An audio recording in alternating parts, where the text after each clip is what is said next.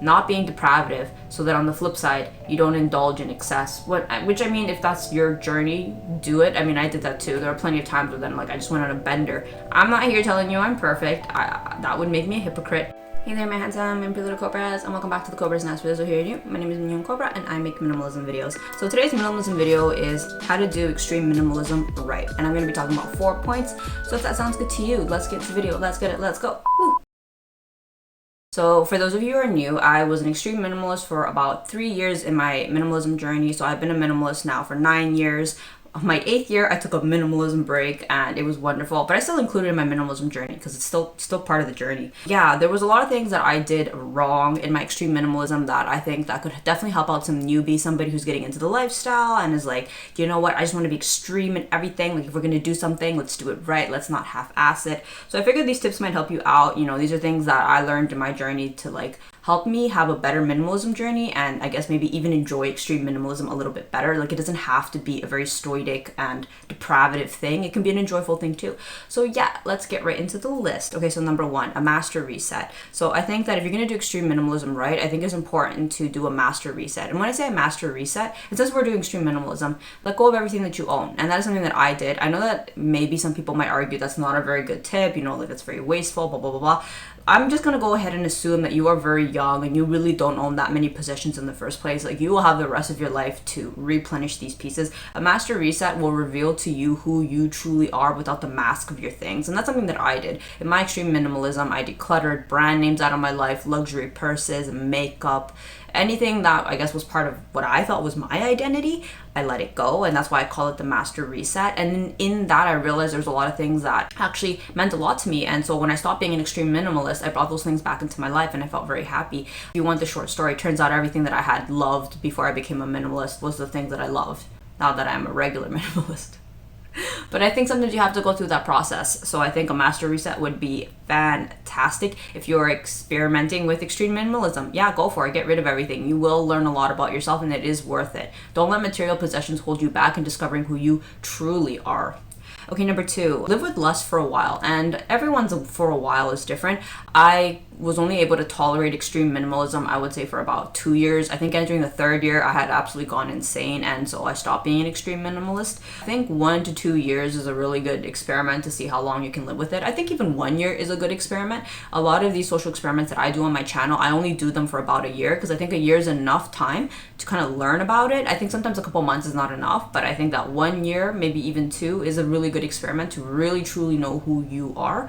So yeah, experiment living with less. You know, I think that you will discover a lot about yourself, that you are actually able to live with a lot less than you thought that you did. I think that living with less also frees you, provides you with more freedom. It's less financially taxing. You don't have to buy as much stuff. Maybe you don't have to work as many hours. It might even give you the opportunity to chase your dreams, build up your courage to like live your best life. Those are all things that I discovered in my extreme minimalism and I think could be helpful to somebody else. Okay, number 3, the adding phase of extreme minimalism. So you're going to create a lot of space for yourself to have the things that you do want. And I think that it also takes a lot of courage to put your foot down and say, actually, yes, this does spark joy in my journey. So I think it's really important to respect the adding phase. I think I'm probably the only minimalist I know who's ever talked about such a concept, because most minimalists are like, just declutter, get rid of it. Especially my, idol Fumio. He's like, even if it sparks joy, get rid of it. And I mean, if that is something that works for you, definitely go for it. But for me personally, I think an adding phase of minimalism is extremely important. That is the whole point of this. We're trying to find happiness, we're trying to find like self-fulfillment in this. So it is important to add back into your life the things that you have discovered. This brings joy to me. And you know what? You'll find that sometimes some things spark joy for you now, may not later, and vice versa. And like, that's okay. And that's why it's called a journey.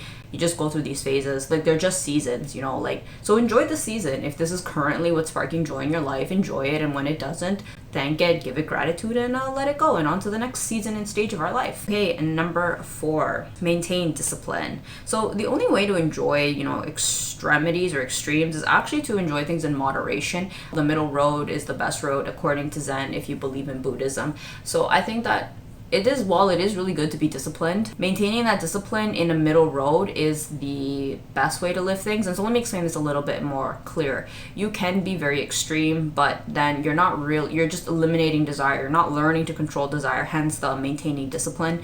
You should be able to have a little bit of cake, but never having cake and then binging on cake, that isn't discipline. You may think that that's discipline. I'm so disciplined because I never have cake. But actually true discipline isn't I have a bit of cake and like we're good, and I can have cake every now and then and like we're good, as opposed to depriving yourself and then binging on cake. The binging aspect nulls the deprivative aspect. And so what does this mean for extreme minimalism? You should enjoy extreme minimalism and you should have a good time, like living with less and being stoic. But I think at the end of the day, completely eliminating desires is not the way to go. And I've seen this a lot with my subscribers. Sometimes my subscribers will be like, I really want a Beamer, and I'm like, okay, so have a Beamer. Like, that doesn't take away from your stoic practice. I mean, you can definitely have a Beamer. Like, you can have anything that you want, and you can still be an extreme minimalist. Like, those two things are not separate, but it's understanding and being honest with yourself. Like, that is a conversation you have with yourself. Like, am I being disciplined? Like, if I was truly honest with myself, am I living a life that I admire? It's a life that I feel like I have self-control. There's meaning in this. And if you're honest with yourself and the answer is yes, then yeah, you are being an extreme minimalist. Like, to give you a little, I guess, example. So in my extreme minimalism, I only wore 2 pair of leggings, and they were bougie leggings. I had one from Aritzia and the other one from Lulu, and they were amazing quality. And could you argue, well, you have expensive designer leggings, are you really being a good minimalist? I was, because to myself, I was being disciplined. I wasn't buying a bunch of garbage. I was enjoying my solid, good made quality pieces for years on end. As I've mentioned, I was an extreme minimalist for about, almost 3 years. I was really happy in that, and I knew that there was discipline in that. Like, I could have my cake and eat it too. I could have nice things because I knew I wasn't going out and buying garbage. So at the end of the day, it's just asking yourself, how can you maintain discipline, not being deprivative, so that on the flip side, you don't indulge in excess. Which I mean, if that's your journey, do it. I mean, I did that too. There are plenty of times where then, like, I just went on a bender. I'm not here telling you I'm perfect. That would make me a hypocrite.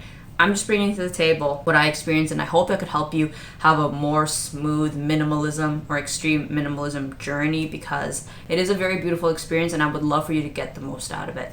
So I hope that you enjoyed this video, and I will see you in the next one. Thanks for watching. Bye.